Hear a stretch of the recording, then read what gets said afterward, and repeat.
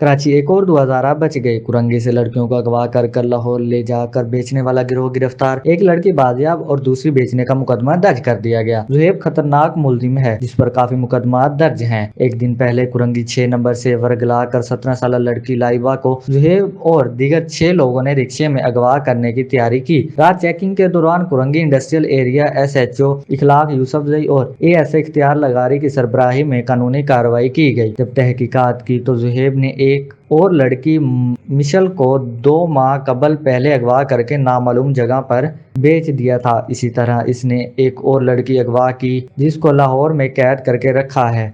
SHO Zahid Khan Lodhi ने फौरी अहकामात देकर जमान टाउन थाने में मुकदमा दर्ज किया। बताया गया कि मुलजिम का एक बड़ा खतरनाक गिरोह है जो झांसा देकर सैकड़ों लड़कियों की जिंदगियां तबाह कर चुका है।